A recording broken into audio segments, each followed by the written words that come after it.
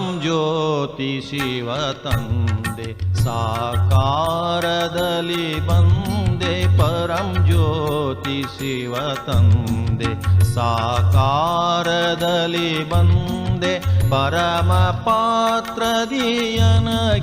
ಸೌಭಾಗ್ಯ ತಂದೆ ಪರಮ ಪಾತ್ರದಿಯನಗೆ ಸೌಭಾಗ್ಯ ತಂದೆ ಪರಂ ಜ್ಯೋತಿ ಶಿವ ತಂದೆ ಸಾಕಾರದಲ್ಲಿ ಬಂದೆ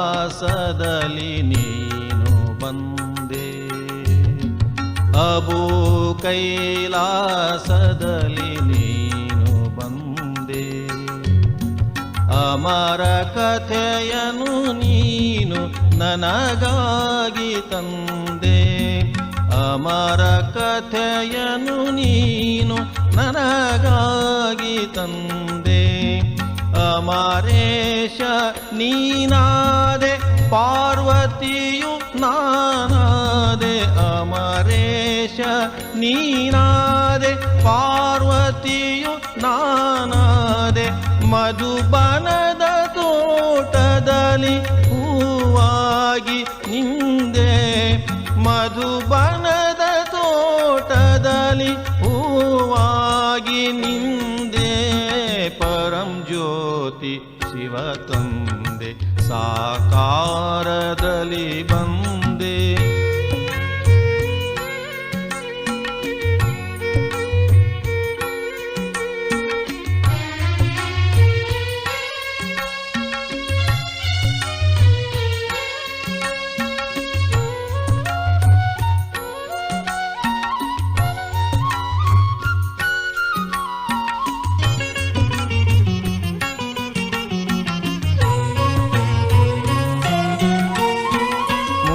ಮುರಳೀಧರನೇ ನೀನು ಆತ್ಮರಾಧ್ಯಯು ನಾನು ಮುರಳೀಧರನೇ ನೀನು ಆತ್ಮರಾಧ್ಯಯು ನಾನು ಜ್ಞಾನ ಮುರಳಿಯ ನೀನು ನನಗಾಗಿ ತಂದೆ ಜ್ಞಾನ ಮುರಳಿಯ ನೀನು ನನಗಾಗಿ ತಂದೆ ಶೋಕದ ವನದಲ್ಲಿ ಶಿವರಾಮನಿ ಬಂದೆ ಶೋಕದ ವನದಲ್ಲಿ ಶಿವರಾಮನಿ ಬಂದೆ ಅಶೋಕವನ ಕೆನ್ನ ಕೈ ಹಿಡಿದು ಕರೆ ತಂದೆ ಅಶೋಕವನ ಕೆನ್ನ ಕೈ ಹಿಡಿದು ಕರೆ ತಂದೆ ಪರಂ ಜ್ಯೋತಿ ಶಿವ ತಂದೆ ಸಾಕಾರದಲ್ಲಿ ಬಂದೆ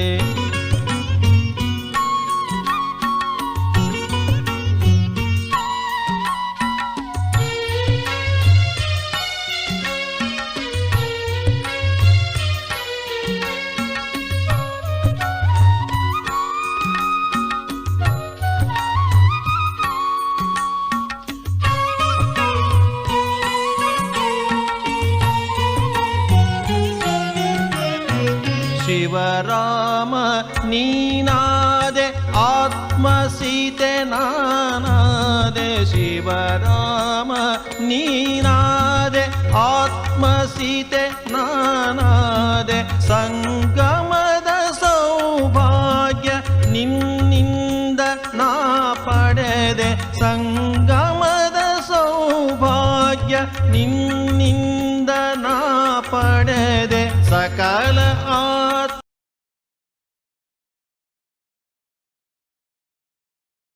ಓಂ ಶಾಂತಿ. ಇಂದಿನ ದಿನಾಂಕ 6/6/2024. ಪ್ರಾರ್ಥಮುರಳಿ ಬಾಪ್ತಾದ ಮಧುಬನ ಮಧುರ ಮಕ್ಕಳೇ, ತಂದೆ ತೋಟದ ಮಾಲೀಕರಾಗಿದ್ದಾರೆ. ಈ ಮಾಲೀಕನ ಬಳಿ ಮಾಲಿಗಳು ಬಹಳ ಒಳ್ಳೊಳ್ಳೆಯ ಸುಗಂಧ ಭರಿತ ಹೂಗಳನ್ನು ಕರೆತರಬೇಕು. ಬಾಡಿರುವಂಥ ಹೂಗಳನ್ನು ತರಬೇಡಿ. ಪ್ರಶ್ನೆ: ತಂದೆಯ ದೃಷ್ಟಿ ಯಾವ ಮಕ್ಕಳ ಮೇಲೆ ಬೀಳುತ್ತದೆ, ಯಾರ ಮೇಲೆ ಬೀಳುವುದಿಲ್ಲ? ಉತ್ತರ: ಯಾರು ಸುಗಂಧ ಬೀರುವ ಹೂಗಳಾಗಿದ್ದಾರೆ, ಅನೇಕ ಮುಳ್ಳುಗಳನ್ನು ಹೂಗಳನ್ನಾಗಿ ಮಾಡುವ ಸೇವೆ ಮಾಡುತ್ತಾರೆ, ಅವರನ್ನು ನೋಡಿ ನೋಡಿ ತಂದೆ ಖುಷಿ ಪಡುತ್ತಾರೆ. ಅವರ ಮೇಲೆ ತಂದೆಯ ದೃಷ್ಟಿ ಹೋಗುತ್ತದೆ. ಮತ್ತು ಯಾರ ಬುದ್ಧಿ ಕೊಳಕಾಗಿರುತ್ತದೆ, ಕಣ್ಣುಗಳು ಮೋಸ ಮಾಡುತ್ತವೆ, ಅಂಥವರ ಮೇಲೆ ತಂದೆಯ ದೃಷ್ಟಿಯೂ ಬೀಳುವುದಿಲ್ಲ. ತಂದೆ ಹೇಳುತ್ತಾರೆ, ಮಕ್ಕಳೇ, ಹೂಗಳಾಗಿ ಅನೇಕರನ್ನು ಹೂಗಳನ್ನಾಗಿ ಮಾಡಿ, ಆಗ ಬುದ್ಧಿವಂತ ಮಾಲಿ ಎಂದು ಹೇಳಲಾಗುತ್ತದೆ. ಓಂ ಶಾಂತಿ. ತೋಟದ ಮಾಲೀಕ ತಂದೆಯು ಕುಳಿತು ತಮ್ಮ ಹೂಗಳನ್ನು ನೋಡುತ್ತಾರೆ, ಏಕೆಂದರೆ ಮತ್ತೆಲ್ಲ ಸೇವಾ ಕೇಂದ್ರಗಳಲ್ಲಂತೂ ಹೂಗಳು ಮತ್ತು ಮಾಲಿಗಳಿರುತ್ತಾರೆ. ಇಲ್ಲಿ ನೀವು ತೋಟದ ಮಾಲೀಕನ ಬಳಿ ತಮ್ಮ ಸುಗಂಧವನ್ನು ಬೀರಲು ಬರುತ್ತೀರಿ. ನೀವು ಹೂಗಳಾಗಿದ್ದೀರಲ್ಲವೇ? ನೀವು ತಿಳಿದುಕೊಂಡಿದ್ದೀರಿ, ತಂದೆಗೂ ಗೊತ್ತಿದೆ. ಮುಳ್ಳುಗಳ ಕಾಡಿನ ಬೀಜರೂಪ ರಾವಣನಾಗಿದ್ದಾನೆ. ಹಾಗೆ ನೋಡಿದರೆ ಇಡೀ ತೋಟದ ಬೀಜವು ಒಂದೇ ಆಗಿದೆ. ಆದರೆ ಹೂಗಳ ತೋಟವನ್ನು ಮುಳ್ಳಿನ ಕಾಡನ್ನಾಗಿ ಮಾಡುವವರು ಅವಶ್ಯ ಇದ್ದಾರೆ. ಅವನೇ ರಾವಣ. ಅಂದ ಮೇಲೆ ನಿರ್ಣಯ ಮಾಡಿ ತಂದೆ ಸರಿಯಾದ ಮಾತನ್ನು ತಿಳಿಸುತ್ತಾರೆ ಅಲ್ಲವೇ? ದೇವತಾರೂಪಿ ತೋಟದ ಬೀಜರೂಪ ತಂದೆ ಆಗಿದ್ದಾರೆ. ನೀವೀಗ ದೇವಿ ದೇವತೆ ಆಗುತ್ತಿದ್ದೀರಿ ಅಲ್ಲವೇ? ಇದು ಪ್ರತಿಯೊಬ್ಬರಿಗೂ ತಿಳಿದಿದೆ. ನಾವು ಯಾವ ಪ್ರಕಾರದ ಹೂ ಆಗಿದ್ದೇವೆ. ಹೂಗಳನ್ನು ನೋಡಲು ಮಾಲೀಕರು ಇಲ್ಲಿಯೇ ಬರುತ್ತಾರೆ. ಅವರೆಲ್ಲರೂ ಮಾಲಿಗಳಾಗಿದ್ದಾರೆ. ಸೇವಾ ಕೇಂದ್ರಗಳಲ್ಲಿ ಅವರಲ್ಲಿಯೂ ಅನೇಕ ಪ್ರಕಾರದ ಮಾಲಿಗಳಿದ್ದಾರೆ. ಹೇಗೆ ತೋಟದಲ್ಲಿ ಭಿನ್ನ ಭಿನ್ನ ಪ್ರಕಾರದ ಮಾಲಿಗಳಿರುತ್ತಾರೆ. ಕೆಲವರಿಗೆ 500 ರೂಪಾಯಿ ಸಂಬಳವಿರುತ್ತದೆ, ಕೆಲವರಿಗೆ 1000, ಇನ್ನು ಕೆಲವರಿಗೆ 5,000 ರೂಪಾಯಿಗಳಿರುತ್ತವೆ, ಕೆಲವರಿಗೆ 500 ರೂಪಾಯಿಗಳಿರುತ್ತವೆ. ಮೊಘಲ್ ಗಾರ್ಡನ್ನ ಮಾಲಿ ಅವಶ್ಯವಾಗಿ ಬಹಳ ಬುದ್ಧಿವಂತನಿರುತ್ತಾನೆ. ಅವನ ಸಂಬಳವು ಹೆಚ್ಚಿರುತ್ತದೆ. ಇದು ಬೇಅದ್ದಿನ ಅತಿ ದೊಡ್ಡ ಹೂದೋಟವಾಗಿದೆ. ಅದರಲ್ಲಿಯೂ ಅನೇಕ ಪ್ರಕಾರದ ನಂಬರ್ವಾರ್ ಮಾಲಿಗಳಿದ್ದಾರೆ. ಯಾರು ಬಹಳ ಒಳ್ಳೆಯ ಮಾಲಿಗಳಿರುತ್ತಾರೆ, ಅವರು ಹೂದೋಟವನ್ನು ಬಹಳ ಶೋಭಾಯಮಾನವಾಗಿಡುತ್ತಾರೆ. ಒಳ್ಳೊಳ್ಳೆಯ ಹೂ ಗಿಡಗಳನ್ನಿಡುತ್ತಾರೆ. ಹೇಗೆ ಗವರ್ನಮೆಂಟ್ ಹೌಸ್ನ ಮೊಘಲ್ ಗಾರ್ಡನ್ ಎಷ್ಟು ಚೆನ್ನಾಗಿದೆ, ಹಾಗೆಯೇ ಇದು ಬೇಅದ್ದಿನ ಹೂದೋಟವಾಗಿದೆ. ಒಬ್ಬರೇ ತೋಟದ ಮಾಲೀಕರಾಗಿದ್ದಾರೆ. ಈಗ ಮುಳ್ಳುಗಳ ಕಾಡಿನ ಬೀಜ ರಾವಣ ಆಗಿದ್ದಾನೆ ಮತ್ತು ಹೂದೋಟದ ಬೀಜ ಶಿವ ತಂದೆಯಾಗಿದ್ದಾರೆ. ಆಸ್ತಿಯು ತಂದೆಯಿಂದ ಸಿಗುತ್ತದೆ. ರಾವಣನಿಂದ ಆಸ್ತಿ ಸಿಗುವುದಿಲ್ಲ. ರಾವಣನು ಶಾಪ ಕೊಡುತ್ತಾನೆ. ಯಾವಾಗ ಶಾಪಿತರಾಗುತ್ತಾರೆ ಆಗ ಸುಖ ಕೊಡುವವರನ್ನು ನೆನಪು ಮಾಡುತ್ತಾರೆ, ಏಕೆಂದರೆ ಅವರು ಸುಖದಾತ, ಸದಾ ಸುಖ ನೀಡುವವರಾಗಿದ್ದಾರೆ. ಮಾಲಿಗಳು ಕೂಡ ಭಿನ್ನ ಭಿನ್ನ ಪ್ರಕಾರದವರಿರುತ್ತಾರೆ. ತೋಟದ ಮಾಲೀಕ ಬಂದು ಮಾಲಿಗಳನ್ನು ನೋಡುತ್ತಾರೆ. ಎಂತಹ ಚಿಕ್ಕ ಪುಟ್ಟ ಹೂದೋಟವನ್ನು ಮಾಡಿದ್ದಾರೆ, ಯಾವ ಯಾವ ಹೂಗಳಿವೆ ಎಂದು ವಿಚಾರ ಮಾಡುತ್ತಾರೆ. ಕೆಲವೊಮ್ಮೆ ಬಹಳ ಒಳ್ಳೊಳ್ಳೆಯ ಮಾಲಿಗಳು ಬರುತ್ತಾರೆ. ಅಂಥವರ ಹೂಗುಚ್ಛವೂ ಸಹ ಬಹಳ ಚೆನ್ನಾಗಿಯೇ ಇರುತ್ತದೆ. ಆಗ ಮಾಲೀಕನಿಗೂ ಖುಷಿಯಾಗುತ್ತದೆ. ಓಹೋ, ಈ ಮಾಲಿಯು ಬಹಳ ಒಳ್ಳೆಯವರಾಗಿದ್ದಾರೆ, ಒಳ್ಳೊಳ್ಳೆಯ ಹೂಗಳನ್ನು ತಂದಿದ್ದಾರೆ, ಒಳ್ಳೊಳ್ಳೆಯ ಹೆಸರನ್ನು ಗಳಿಸಿದ್ದಾರೆ. ಇವರು ಬೇಅದ್ದಿನ ತಂದೆಯಾಗಿದ್ದಾರೆ ಮತ್ತು ಇವರದ್ದು ಬೇಅದ್ದಿನ ಮಾತುಗಳಾಗಿವೆ. ನೀವು ಮಕ್ಕಳು ಮನಸ್ಸಿನಲ್ಲಿ ತಿಳಿಯುತ್ತೀರಿ. ತಂದೆಯು ಸಂಪೂರ್ಣವಾಗಿ ಸತ್ಯವನ್ನೇ ಹೇಳುತ್ತಾರೆ. ಅರ್ಧಕಲ್ಪ ರಾವಣನ ರಾಜ್ಯ ನಡೆಯುತ್ತದೆ. ಹೂದೋಟವನ್ನು ಮುಳ್ಳಿನ ಕಾಡನ್ನಾಗಿ ರಾವಣನೇ ಮಾಡುತ್ತಾನೆ. ಕಾಡಿನಲ್ಲಿ ಬರೀ ಮುಳ್ಳುಗಳೇ ಇರುತ್ತವೆ, ಬಹಳ ದುಃಖ ಕೊಡುತ್ತವೆ. ಉದೋಟದ ಮಧ್ಯೆ ಮುಳ್ಳುಗಳಿರುತ್ತವೆಯೇ, ಒಂದು ಇರುವುದಿಲ್ಲ. ಮಕ್ಕಳಿಗೆ ಗೊತ್ತಿದೆ, ರಾವಣನು ದೇಹಾಭಿಮಾನದಲ್ಲಿ ತರುತ್ತಾನೆ. ಅತಿ ದೊಡ್ಡ ಮುಳ್ಳು ದೇಹಾಭಿಮಾನವಾಗಿದೆ. ತಂದೆಯು ರಾತ್ರಿಯೂ ತಿಳಿಸಿದ್ದರು, ಕೆಲವರದ್ದು ಕಾಮಿ ದೃಷ್ಟಿ ಇರುತ್ತದೆ, ಇನ್ನು ಕೆಲವರದ್ದು ಸ್ವಲ್ಪ ಕಾಮಿ ದೃಷ್ಟಿ ಇರುತ್ತದೆ. ಕೆಲವರು ಹೊಸಬರು ಬರುತ್ತಾರೆ, ಅವರು ಮೊದಲು ಬಹಳ ಚೆನ್ನಾಗಿ ನಡೆಯುತ್ತಾರೆ, ವಿಕಾರದಲ್ಲೆಂದು ಹೋಗುವುದಿಲ್ಲ, ಪವಿತ್ರರಾಗಿರುತ್ತೇವೆಂದು ತಿಳಿಯುತ್ತಾರೆ.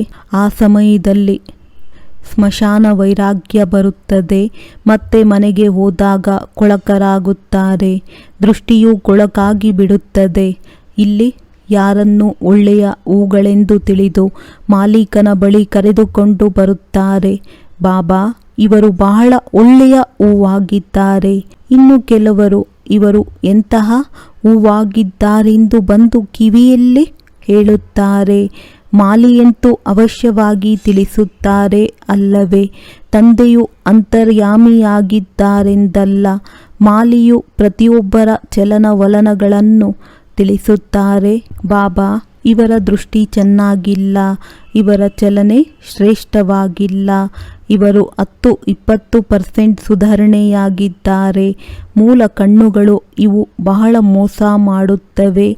ಮಾಲಿಯು ಬಂದು ಮಾಲೀಕನಿಗೆ ಎಲ್ಲವನ್ನು ತಿಳಿಸುತ್ತಾರೆ. ತಂದೆಯು ಪ್ರತಿಯೊಬ್ಬರನ್ನು ಕೇಳುತ್ತಾರೆ, ಹೇಳಿ, ನೀವು ಎಂತಹ ಹೂಗಳನ್ನು ತಂದಿದ್ದೀರಿ? ಕೆಲವರು ಗುಲಾಬಿ ಹೂಗಳಾಗಿರುತ್ತಾರೆ, ಸೇವಂತಿಯ ಹೂವಾಗಿರುತ್ತಾರೆ. ಕೆಲವರು ಎಕ್ಕದ ಹೂಗಳಂತಿರುವವರನ್ನು ಕರೆತರುತ್ತಾರೆ. ಇಲ್ಲಿ ಬಹಳ ಎಚ್ಚರದಿಂದ ಇರುತ್ತಾರೆ. ಕಾಡಿಗೆ ಹೋದ ನಂತರ ಬಾಡಿ ಹೋಗುತ್ತಾರೆ. ಇವರು ಯಾವ ಪ್ರಕಾರದ ಹೂವೆನ್ನುವುದನ್ನು ನೋಡುತ್ತಾರೆ. ಮಾಯೆಯೂ ಸಹ ಈ ರೀತಿ ಇದೆ. ಅದು ಮಾಲಿಗಳಿಗೂ ಸಹ ಜೋರಾಗಿ ಏಟನ್ನು ಕೊಡುತ್ತದೆ. ಅದರಿಂದ ಮಾಲಿಗಳು ಸಹ ಮುಳ್ಳುಗಳಂತಾಗುತ್ತಾರೆ. ಮಾಲೀಕನು ಬಂದಾಗ ಮೊಟ್ಟಮೊದಲು ಉದೋಟವನ್ನು ನೋಡುತ್ತಾರೆ, ಮತ್ತೆ ಕುಳಿತು ಅದರ ಶೃಂಗಾರ ಮಾಡುತ್ತಾರೆ. ಮಕ್ಕಳೇ, ಎಚ್ಚರದಿಂದಿರಿ, ದೋಷಗಳನ್ನು ತೆಗೆಯಿರಿ, ಇಲ್ಲವಾದರೆ ಬಹಳ ಪಶ್ಚಾತ್ತಾಪ ಪಡಬೇಕಾಗುತ್ತದೆ. ತಂದೆಯು ಲಕ್ಷ್ಮೀ ನಾರಾಯಣರನ್ನಾಗಿ ಮಾಡಲು ಬಂದಿದ್ದಾರೆ ಅಂದ ಮೇಲೆ ದೇವತೆಗಳಾಗುವ ಬದಲು ನೌಕರರಾಗುವುದೇ ನಾವು ಅಂತಹ ಶ್ರೇಷ್ಠರು ಯೋಗ್ಯರಾಗುತ್ತಿದ್ದೇವೆಯೇ ಎಂದು ಪರಿಶೀಲನೆ ಮಾಡಿಕೊಳ್ಳಬೇಕು. ಇದಂತೂ ಮಕ್ಕಳಿಗೆ ತಿಳಿದಿದೆ. ಮುಳ್ಳುಗಳ ಕಾಡಿನ ಬೀಜ ರಾವಣ ಆಗಿದ್ದಾರೆ, ಉದೋಟದ ಬೀಜ ರಾಮನಾಗಿದ್ದಾನೆ. ಇವೆಲ್ಲ ಮಾತುಗಳನ್ನು ತಂದೆ ತಿಳಿಸುತ್ತಾರೆ. ಆದರೂ ಸಹ ತಂದೆ ಶಾಲೆಯ ವಿದ್ಯಾಭ್ಯಾಸದ ಮಹಿಮೆ ಮಾಡುತ್ತಾರೆ. ಈ ವಿದ್ಯೆಯು ಒಳ್ಳೆಯದಾಗಿದೆ, ಏಕೆಂದರೆ ಅದು ಆದಾಯದ ಮೂಲವಾಗಿದೆ. ಗುರಿ ಉದ್ದೇಶವಿರುವುದಿಲ್ಲ. ನಿಮ್ಮದು ನರನಿಂದ ನಾರಾಯಣರಾಗುವ ಒಂದೇ ಗುರಿಯಾಗಿದೆ. ಭಕ್ತಿ ಮಾರ್ಗದಲ್ಲಿ ಸತ್ಯನಾರಾಯಣನ ಕತೆ ಬಹಳ ಕೇಳುತ್ತಾರೆ. ಪ್ರತಿ ತಿಂಗಳು ಬ್ರಾಹ್ಮಣರನ್ನು ಕರೆಸುತ್ತಾರೆ. ಬ್ರಾಹ್ಮಣರು ಗೀತೆಯನ್ನು ತಿಳಿಸುತ್ತಾರೆ. ಇತ್ತೀಚೆಗಂತೂ ಎಲ್ಲರೂ ಗೀತೆಯನ್ನು ಹೇಳುತ್ತಾರೆ. ಸತ್ಯ ಬ್ರಾಹ್ಮಣರು ಯಾರೂ ಇಲ್ಲ. ತಾವು ಸತ್ಯ ಬ್ರಾಹ್ಮಣರಾಗಿದ್ದೀರಿ, ಸತ್ಯ ತಂದೆಯ ಮಕ್ಕಳಾಗಿದ್ದೀರಿ. ನೀವು ಸತ್ಯವಾದ ಕಥೆಯನ್ನು ತಿಳಿಸುತ್ತೀರಿ. ಇದು ಸತ್ಯನಾರಾಯಣನ ಕಥೆಯಾಗಿದೆ, ಅಮರ ಕಥೆಯೂ ಆಗಿದೆ, ಮೂರನೇ ನೇತ್ರದ ಕಥೆಯೂ ಆಗಿದೆ. ಭಗವಾನುವಾಚ, ನಾನು ನಿಮ್ಮನ್ನು ರಾಜಾದಿರಾಜರನ್ನಾಗಿ ಮಾಡುತ್ತೇನೆ. ಅವರಂತೂ ಗೀತೆಯನ್ನು ತಿಳಿಸುತ್ತಲೇ ಬಂದಿದ್ದಾರೆ. ಆದರೆ ಯಾರು ರಾಜರಾದರು? ನಾನು ನಿಮ್ಮನ್ನು ರಾಜಾದಿರಾಜರನ್ನಾಗಿ ಮಾಡುತ್ತೇನೆ, ನಾನಂತೂ ಆಗುವುದಿಲ್ಲ ಎಂದು ಹೇಳುವವರು ಯಾರಾದರೂ ಇದ್ದಾರೆಯೇ? ಈ ರೀತಿ ಎಂದಾದರೂ ಕೇಳಿದ್ದೀರಾ? ಇವರೊಬ್ಬರೇ ತಂದೆಯಾಗಿದ್ದಾರೆ. ಕುಳಿತು ಮಕ್ಕಳಿಗೆ ತಿಳಿಸಿಕೊಡುತ್ತಾರೆ. ಮಕ್ಕಳಿಗೆ ಗೊತ್ತಿದೆ, ಇಲ್ಲಿ ಮಾಲೀಕನ ಬಳಿ ರಿಫ್ರೆಶ್ ಆಗಲು ಬರುತ್ತೇವೆ. ಮಾಲಿಗಳು ಆಗುತ್ತಾರೆ, ಹೂಗಳು ಆಗುತ್ತಾರೆ. ಮಾಲಿಗಳಂತೂ ಅವಶ್ಯ ಆಗಬೇಕು. ಭಿನ್ನ ಭಿನ್ನ ಪ್ರಕಾರದ ಮಾಲಿಗಳಿದ್ದಾರೆ. ಸೇವೆ ಮಾಡದಿದ್ದರೆ ಒಳ್ಳೆಯ ಹೂವು ಹೇಗೆ ಆಗುತ್ತಾರೆ? ಪ್ರತಿಯೊಬ್ಬರೂ ತಮ್ಮ ಹೃದಯವನ್ನು ಕೇಳಿಕೊಳ್ಳಿ. ನಾನು ಯಾವ ಪ್ರಕಾರದ ಹೂವು ಆಗಿದ್ದೇನೆ? ಯಾವ ಪ್ರಕಾರದ ಮಾಲಿ ಆಗಿದ್ದೇನೆ? ಮಕ್ಕಳು ವಿಚಾರ ಸಾಗರ ಮಂಥನ ಮಾಡಬೇಕು. ಬ್ರಾಹ್ಮಣಿಯರಿಗೆ ಗೊತ್ತಿದೆ, ಭಿನ್ನ ಭಿನ್ನ ಪ್ರಕಾರದ ಮಾಲಿಗಳಿದ್ದಾರೆ. ಕೆಲವರು ಒಳ್ಳೊಳ್ಳೆಯ ಮಾಲಿಗಳು ಬರುತ್ತಾರೆ, ಅವರದ್ದು ಬಹಳ ಒಳ್ಳೆಯ ಹೂದೋಟವಿರುತ್ತದೆ. ಹೇಗೆ ಒಳ್ಳೆಯ ಮಾಲಿಯು ಹೂದೋಟವನ್ನು ಚೆನ್ನಾಗಿಯೇ ಇಟ್ಟುಕೊಳ್ಳುತ್ತಾರೆ, ಒಳ್ಳೊಳ್ಳೆಯ ಹೂಗಳನ್ನು ಕರೆತರುತ್ತಾರೆ. ಅವರನ್ನು ನೋಡಿ ಮನಸ್ಸಿಗೆ ಖುಷಿಯಾಗುತ್ತದೆ. ಕೆಲವರಂತೂ ಸುಗಂಧವಿಲ್ಲದ ಹೂಗಳನ್ನು ಕರೆತರುತ್ತಾರೆ. ಅವರನ್ನು ನೋಡಿ ಇವರೇನು ಪದವಿ ಪಡೆಯುತ್ತಾರೆಂದು ಮಾಲೀಕ ತಿಳಿಯುತ್ತಾರೆ. ಇನ್ನೂ ಸಮಯವಿದೆ. ಒಂದೊಂದು ಮುಳ್ಳನ್ನು ಹೂವನ್ನಾಗಿ ಮಾಡುವುದರಲ್ಲಿ ಪರಿಶ್ರಮವಿರುತ್ತದೆ. ಕೆಲವರಂತೂ ಹೂವಾಗಲು ಇಚ್ಛಿಸುವುದೇ ಇಲ್ಲ, ಮುಳ್ಳುಗಳನ್ನೇ ಇಚ್ಛಿಸುತ್ತಾರೆ. ಕಣ್ಣುಗಳ ವೃತ್ತಿಯು ಬಹಳ ಕೊಳಕಾಗಿರುತ್ತದೆ. ಇಲ್ಲಿ ಬಂದಾಗಲೂ ಅವರಿಂದ ಸುಗಂಧ ಬರುವುದಿಲ್ಲ. ಮಾಲೀಕರು ಬಯಸುತ್ತಾರೆ, ನನ್ನ ಮುಂದೆ ಹೂಗಳು ಕುಳಿತರೆ ಒಳ್ಳೆಯದು, ಚೆನ್ನಾಗಿರುತ್ತದೆ. ಅವರನ್ನು ನೋಡಿ ಖುಷಿ ಪಡುತ್ತೇನೆ. ಒಂದು ವೇಳೆ ಇವರ ವೃತ್ತಿ ಹೀಗಿದೆ ಎಂದು ನೋಡಿದಾಗ ಅವರ ಕಡೆ ದೃಷ್ಟಿಯನ್ನು ಹರಿಸುವುದಿಲ್ಲ. ಆದ್ದರಿಂದ ಈ ನನ್ನ ಹೂಗಳು ಯಾವ ಪ್ರಕಾರದವರಾಗಿರುತ್ತಾರೆ, ಎಷ್ಟು ಸುಗಂಧ ಬೀರುತ್ತಾರೆ, ಮುಳ್ಳುಗಳಿಂದ ಹೂಗಳಾಗಿದ್ದಾರೆಯೇ ಅಥವಾ ಇಲ್ಲವೇ ಎಂದು ತಂದೆಯು ಪ್ರತಿಯೊಬ್ಬರನ್ನೂ ನೋಡುತ್ತಾರೆ. ತಾವು ಸಹ ಪ್ರತಿಯೊಬ್ಬರೂ ಇದನ್ನು ತಿಳಿದುಕೊಳ್ಳಬಹುದು. ನಾವು ಇಲ್ಲಿಯವರೆಗೆ ಹೂಗಳಾಗಿದ್ದೇವೆ, ಪುರುಷಾರ್ಥ ಮಾಡುತ್ತೇವೆಯೇ? ಪದೇ ಪದೇ ಹೇಳುತ್ತಾರೆ ಬಾಬಾ. ನಾವು ತಮ್ಮನ್ನು ಮರೆತು ಬಿಡುತ್ತೇವೆ, ಯೋಗದಲ್ಲಿರಲು ಆಗುವುದಿಲ್ಲ. ಅರೆ, ನೆನಪು ಮಾಡದಿದ್ದರೆ ಹೂಗಳು ಹೇಗಾಗುತ್ತೀರಿ? ನೆನಪು ಮಾಡಿದರೆ ಪಾಪವು ತುಂಡಾಗುತ್ತದೆ. ಆಗ ಹೂಗಳಾಗಿ ಅನ್ಯರನ್ನು ಹೂವನ್ನಾಗಿ ಮಾಡುತ್ತೀರಿ. ಆಗ ಮಾಲಿ ಎಂದು ಹೆಸರಿಡಬಹುದು. ತಂದೆಗೆ ಮಾಲಿಯ ಅವಶ್ಯಕತೆ ಇದೆ. ಯಾರಾದರೂ ಮಾಲಿಗಳಿದ್ದೀರಾ? ಮಾಲಿಗಳಾಗಲು ಏಕೆ ಸಾಧ್ಯವಿಲ್ಲ? ಬಂಧನವನ್ನಂತೂ ಬಿಡಬೇಕು. ಒಳಗೆ ಇಚ್ಛೆಯೂ ಬರಬೇಕು. ಸೇವೆಯ ಉಲ್ಲಾಸವಿರಬೇಕು. ತಮ್ಮ ರೆಕ್ಕೆಗಳನ್ನು ಶಕ್ತಿಶಾಲಿ ಮಾಡಲು ಶ್ರಮ ಪಡಬೇಕು.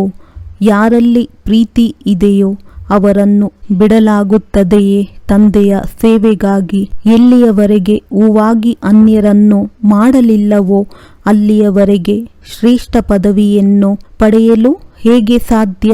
ಇದು 21 ಜನ್ಮಗಳಿಗೆ ಶ್ರೇಷ್ಠ ಪದವಿಯಾಗಿದೆ. ಮಹಾರಾಜರು, ರಾಜರು, ದೊಡ್ಡ ದೊಡ್ಡ ಸಾಹುಕಾರರು ಇದ್ದಾರೆ. ಮತ್ತೆ ನಂಬರ್ ವಾರಾಗಿ ಕಡಿಮೆ ಸಾಹುಕಾರರು ಇದ್ದಾರೆ, ಪ್ರಜೆಗಳು ಇದ್ದಾರೆ. ಹಾಗಾದರೆ ನಾವು ಏನಾಗಬೇಕು? ಯಾರು ಈಗ ಪುರುಷಾರ್ಥ ಮಾಡುವರೋ ಅವರು ಕಲ್ಪಾಂತರವೂ ಆಗುತ್ತಾರೆ. ಈಗ ಪೂರ್ಣ ಒತ್ತು ಕೊಟ್ಟು ಪುರುಷಾರ್ಥ ಮಾಡಬೇಕು. ನರನಿಂದ ನಾರಾಯಣನಾಗಬೇಕು. ಯಾರು ಒಳ್ಳೆಯ ಪುರುಷಾರ್ಥಿಗಳಿರುವರೋ ಅವರು ಕಾರ್ಯದಲ್ಲಿ ತರುತ್ತಾರೆ. ಪ್ರತಿನಿತ್ಯದ ಲಾಭ ನಷ್ಟವನ್ನು ನೋಡಬೇಕಾಗುತ್ತದೆ. 12 ತಿಂಗಳಿನ ಮಾತಲ್ಲ, ನಿತ್ಯವೂ ತಮ್ಮ ಲಾಭ ನಷ್ಟಗಳನ್ನು ತೆಗೆಯಬೇಕು. ನಷ್ಟಕ್ಕೊಳಗಾಗಬಾರದು. ಇಲ್ಲದಿದ್ದರೆ 3ನೆಯ ದರ್ಜೆಯವರಾಗಿ ಬಿಡುತ್ತೀರಿ. ಶಾಲೆಯಲ್ಲಿಯೂ ಸಹ ನಂಬರ್ ವಾರ್ ಇರುತ್ತಾರಲ್ಲವೇ? ಮಧುರಾತಿ ಮಧುರ ಮಕ್ಕಳು ತಿಳಿದುಕೊಂಡಿದ್ದೀರಿ. ನಮ್ಮ ಬೀಜವು ವೃಕ್ಷಪತಿಯಾಗಿದ್ದಾರೆ. ಅವರ ಬರುವಿಕೆಯಿಂದ ನಮ್ಮ ಮೇಲೆ ಬೃಹಸ್ಪತಿಯ ದಶೆ ಬೀರುತ್ತದೆ. ನಂತರ ರಾವಣ ರಾಜ್ಯ ಬಂದಾಗ ರಾವು ದಶೆ ಕುಳಿತುಕೊಳ್ಳುತ್ತದೆ. ಅದು ಅತ್ಯಂತ ಶ್ರೇಷ್ಠ, ಇದು ಅತ್ಯಂತ ಕನಿಷ್ಠ. ಒಮ್ಮೆಲೆ ಶಿವಾಲಯದಿಂದ ವೇಶ್ಯಾಲಯವನ್ನಾಗಿ ಮಾಡಿಬಿಡುತ್ತಾರೆ. ಈಗ ನೀವು ಮಕ್ಕಳ ಮೇಲೆ ಬೃಹಸ್ಪತಿಯ ದಶೆ ಇದೆ. ಹೊಸ ವೃಕ್ಷವಾಗಿರುತ್ತದೆ. ನಂತರ ಅರ್ಧದಿಂದ ಹಳೆಯದು ಪ್ರಾರಂಭ ಆಗುತ್ತದೆ. ಪ್ರತಿಯೊಬ್ಬ ಮಾಲಿಯು ಹೂವನ್ನು ಕರೆತರುತ್ತಾರೆ. ಕೆಲವರಂತೂ ತಂದೆಯ ಬಳಿ ಹೋಗಬೇಕು ಎಂದು ಚಡಪಡಿಸುವಂತಹ ಹೂಗಳನ್ನು ಕರೆದುಕೊಂಡು ಬರುತ್ತಾರೆ. ಬಹಳ ಒಳ್ಳೆಯ ಹೂಗಳನ್ನು ತಂದಿದ್ದಾರೆ ಎಂದು ತಂದೆಯು ಹೇಳುತ್ತಾರೆ. ಮಾಲಿಯ ಎರಡನೆಯ ದರ್ಜೆಯವರಾಗಿದ್ದಾರೆ. ಮಾಲೆಗಿಂತ ಹೂಗಳು ಒಳ್ಳೆಯವರಿರುತ್ತಾರೆ. ನಮ್ಮನ್ನು ಇಷ್ಟು ಶ್ರೇಷ್ಠ ವಿಶ್ವದ ಮಾಲೀಕರನ್ನಾಗಿ ಮಾಡುವ ತಂದೆಯ ಬಳಿ ಹೋಗಬೇಕೆಂದು ಚಡಪಡಿಸುತ್ತಾರೆ. ಮನೆಯಲ್ಲಿ ಪೆಟ್ಟು ತಿಂದರೂ ಸಹ ಶಿವಬಾಬಾ ನಮ್ಮ ರಕ್ಷಣೆ ಮಾಡಿದರೆಂದು ಹೇಳುತ್ತಾರೆ. ಅವರನ್ನೇ ಸತ್ಯ ದ್ರೌಪದಿಯರೆಂದು ಹೇಳಲಾಗುತ್ತದೆ. ಯಾವುದು ಕಳೆದು ಹೋಗಿದೆ ಅದು ಪುನರಾವರ್ತನೆಯಾಗಬೇಕಾಗಿದೆ. ನೆನ್ನೆ ಕರೆದಿರಲ್ಲವೇ? ಆದ್ದರಿಂದ ತಂದೆ ಇಂದು ರಕ್ಷಣೆ ಮಾಡಲು ಬಂದಿದ್ದಾರೆ. ಹೀಗೆ ಜ್ಞಾನದ ಧ್ವನಿ ಮಾಡಿರಿ ಎಂದು ಯುಕ್ತಿಗಳನ್ನು ತಿಳಿಸುತ್ತಾರೆ. ನೀವು ಭ್ರಮರಿಗಳಾಗಿದ್ದೀರಿ, ಅವರು ಕೀಟಗಳಾಗಿದ್ದಾರೆ. ಅವರಿಗೆ ಜ್ಞಾನದ ಧ್ವನಿ ಮಾಡುತ್ತೀರಿ. ಭಗವಾನು ವಾಚ ಕಾಮ ಮಹಾಶತ್ರುವಾಗಿದೆ. ಅದನ್ನು ಜಯಿಸುವುದರಿಂದ ವಿಶ್ವದ ಮಾಲೀಕರಾಗುತ್ತೀರಿ. ಕೆಲವು ಸಮಯದಲ್ಲಿ ಅಬಲೆಯರ ಮಾತು ನಾಟುತ್ತದೆ, ಆಗ ತಣ್ಣಗಾಗುತ್ತಾರೆ. ಒಳ್ಳೆಯದು, ಬಲೆ ಹೋಗಿ. ಈ ರೀತಿ ಮಾಡುವವರ ಬಳಿ ಬಲೆ ಹೋಗಿ. ನನ್ನ ಅದೃಷ್ಟದಲ್ಲಿ ಅಂತೂ ಇಲ್ಲ, ನೀವಾದರೂ ಹೋಗಿ ಎಂದು ಹೇಳುತ್ತಾರೆ. ಹೀಗೆ ದ್ರೌಪದಿಯರು ಕೂಗುತ್ತಾರೆ. ತಂದೆಯು ಬರೆಯುತ್ತಾರೆ, ಮಕ್ಕಳೇ ಜ್ಞಾನದ ಬೂಬು ಮಾಡಿ. ಕೆಲವು ಸ್ತ್ರೀಯರು ಎಂತೆಂಥವರೂ ಇರುತ್ತಾರೆ ಎಂದರೆ ಅವರಿಗೆ ಶೂರ್ಪನಖಿ ಪೂತನಿ ಎಂದು ಹೇಳಬೇಕಾಗುತ್ತದೆ. ಪುರುಷರು ಅವರಿಗೆ ಬೂಬೂ ಮಾಡುತ್ತಾರೆ. ಅವರು ಇನ್ನೂ ಕೀಟಗಳಾಗಿ ಬಿಡುತ್ತಾರೆ. ವಿಕಾರವಿಲ್ಲದೆ ಇರುವುದಕ್ಕೆ ಆಗುವುದಿಲ್ಲ. ಊದೋಟದ ಮಾಲೀಕನ ಬಳಿ ಭಿನ್ನ ಭಿನ್ನ ಪ್ರಕಾರದವರು ಬರುತ್ತಾರೆ. ಮಾತೆ ಕೇಳಬೇಡಿ. ಕೆಲವರು ಕನ್ಯೆಯರೂ ಸಹ ಮುಳ್ಳುಗಳಾಗುತ್ತಾರೆ. ಆದ್ದರಿಂದ ತಂದೆಯು ತಿಳಿಸುತ್ತಾರೆ, ತಮ್ಮ ಜನ್ಮ ಪತ್ರಿಯನ್ನು ತಿಳಿಸಿ. ತಂದೆಗೆ ತಿಳಿಸುವುದೇ ಇಲ್ಲ. ಮುಚ್ಚಿಡುತ್ತಾರೆಂದರೆ ಅದು ವೃದ್ಧಿಯಾಗುತ್ತದೆ. ಇಲ್ಲಿ ಅಸತ್ಯವೂ ನಡೆಯಲು ಸಾಧ್ಯವಿಲ್ಲ. ನಿಮ್ಮ ವೃತ್ತಿಯು ಇನ್ನೂ ಹಾಳಾಗುತ್ತಲೇ ಹೋಗುವುದು. ತಂದೆಗೆ ತಿಳಿಸುವುದರಿಂದ ಪಾರಾಗುತ್ತೀರಿ. ವಿಕಾರಿಗಳಾಗುವವರ ಮುಖ ಕಪ್ಪಾಗುತ್ತದೆ. ಪತಿತರೆಂದರೆ ಕಪ್ಪು ಮುಖ. ಕೃಷ್ಣನಿಗೂ ಶ್ಯಾಮ ಸುಂದರ ಎಂದು ಹೇಳುತ್ತಾರೆ. ಕೃಷ್ಣನನ್ನು ಕಪ್ಪಾಗಿ ಮಾಡಿದ್ದಾರೆ. ನಾರಾಯಣನನ್ನು ಕಪ್ಪಾಗಿ ತೋರಿಸುತ್ತಾರೆ. ಅರ್ಥವೇನೆಂದು ತಿಳಿದುಕೊಂಡಿಲ್ಲ. ನಿಮ್ಮ ಬಳಿಯಂತೂ ನಾರಾಯಣನ ಚಿತ್ರ ಸುಂದರವಾಗಿದೆ. ನಿಮ್ಮ ಗುರಿ ಧ್ಯೇಯವೇ ಇದಾಗಿದೆ. ನೀವು ಕಪ್ಪು ನಾರಾಯಣರಾಗಬೇಕೇನೋ? ಮಂದಿರಗಳಲ್ಲಿ ಹೇಗೆ ಮಾಡಿದ್ದಾರೆ ಆ ರೀತಿಯಂತೂ ಇರಲಿಲ್ಲ. ವಿಕಾರದಲ್ಲಿ ಬೀಳುವ ಕಾರಣ ಮುಖ ಕಪ್ಪಾಗುತ್ತದೆ. ಆತ್ಮವು ಕಪ್ಪಾಗಿದೆ. ಕಬ್ಬಿಣ ಯುಗದಿಂದ ಸ್ವರ್ಣಿಮ ಯುಗಕ್ಕೆ ಹೋಗಬೇಕಾಗಿದೆ. ಚಿನ್ನದ ಪಕ್ಷಿಗಳಾಗಬೇಕು. ಕಲ್ಕತ್ತೆಯ ಕಾಳಿ ಎಂದು ಕರೆಯುತ್ತಾರೆ. ಎಷ್ಟು ಭಯಂಕರ ಮುಖ ಕಾಣಿಸುತ್ತದೆ. ಕೇಳಲೇಬೇಡಿ. ತಂದೆ ಹೇಳುತ್ತಾರೆ, ಮಕ್ಕಳೇ, ಇದೆಲ್ಲವೂ ಭಕ್ತಿ ಮಾರ್ಗವಾಗಿದೆ. ಈಗಂತೂ ನಿಮಗೆಲ್ಲ ಜ್ಞಾನ ಸಿಕ್ಕಿದೆ. ಒಳ್ಳೆಯದು. ಮಧುರಾತಿ ಮಧುರ ಅಗಲಿ ಮರಳಿ ಸಿಕ್ಕಿರುವ ಮಕ್ಕಳ ಪ್ರತಿ ಮಾತ್ಪಿತಾ ಬಾಪ್ ದಾದಾ ಅವರ ನೆನಪು, ಪ್ರೀತಿ ಹಾಗೂ ಸುಪ್ರಭಾತ.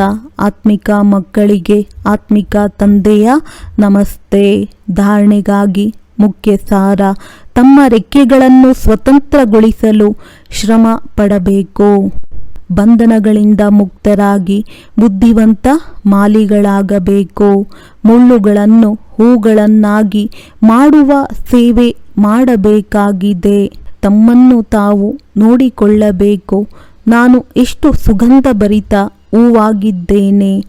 ನನ್ನ ವೃತ್ತಿಯು ಶುದ್ಧವಾಗಿದೆಯೇ? ಕಣ್ಣುಗಳು ಮೋಸ ಮಾಡುವುದಿಲ್ಲ ತಾನೇ? ತಮ್ಮ ನಡೆ ನುಡಿಯ ಚಾರ್ಟನ್ನಿಟ್ಟು ಕೊರತೆಗಳನ್ನು ತೆಗೆಯಬೇಕಾಗಿದೆ. ವರದಾನ: ಸ್ವರಾಜ್ಯ ಅಧಿಕಾರದ ನಶೆ ಮತ್ತು ನಿಶ್ಚಯದಿಂದ ಸದಾ ಶಕ್ತಿಶಾಲಿಗಳಾಗುವಂತಹ ಸಹಜ ಯೋಗಿ, ನಿರಂತರ ಯೋಗಿ ಭವ. ಸ್ವರಾಜ್ಯ ಅಧಿಕಾರಿ ಅರ್ಥಾತ್ ಎಲ್ಲ ಕರ್ಮೇಂದ್ರಿಯಗಳ ಮೇಲೆ ತಮ್ಮ ರಾಜ್ಯ ಎಂದು ಸಂಕಲ್ಪದಲ್ಲಿಯೂ ಸಹ ಕರ್ಮೇಂದ್ರಿಯ ಮೋಸ ಮಾಡಬಾರದು. ಎಂದಾದರೂ ಸ್ವಲ್ಪವಾದರೂ ದೇಹ ಅಭಿಮಾನ ಬಂದಿತೆಂದರೆ ಜೋಶ್ ಅಥವಾ ಕ್ರೋಧ ಸಹಜವಾಗಿ ಬರುವುದು. ಆದರೆ ಯಾರು ಸ್ವರಾಜ್ಯ ಅಧಿಕಾರಿಯಾಗಿದ್ದಾರೆ ಅವರು ಸದಾ ನಿರಹಂಕಾರಿ, ಸದಾ ನಿರ್ಮಾಣರಾಗಿರುತ್ತಾ ಸೇವೆ ಮಾಡುತ್ತಾರೆ. ಆದ್ದರಿಂದ ನಾನು ಸ್ವರಾಜ್ಯ ಅಧಿಕಾರಿ ಆತ್ಮನಾಗಿದ್ದೇನೆ. ಈ ನಶೆ ಮತ್ತು ನಿಶ್ಚಯದಿಂದ ಶಕ್ತಿಶಾಲಿಯಾಗಿ ಮಾಯಾಜೀತ್ನಿಂದ ಜಗಜ್ಜೀತಾಗಿ ಆಗ ಸಹಜ ಯೋಗಿ ನಿರಂತರ ಯೋಗಿಗಳಾಗುವಿರಿ. ಸ್ಲೋಗನ್: ಲೈಟ್ಹೌಸ್ ಆಗಿ ಮನಸ್ಸು ಬುದ್ಧಿಯಿಂದ ಲೈಟ್ ಹರಡುವಲ್ಲಿ ಬ್ಯುಸಿಯಾಗಿದ್ದಾಗ ಯಾವುದೇ ಮಾತಿನಲ್ಲಿ ಭಯವಾಗುವುದಿಲ್ಲ. ಒಳ್ಳೆಯದು. ಓಂ ಶಾಂತಿ.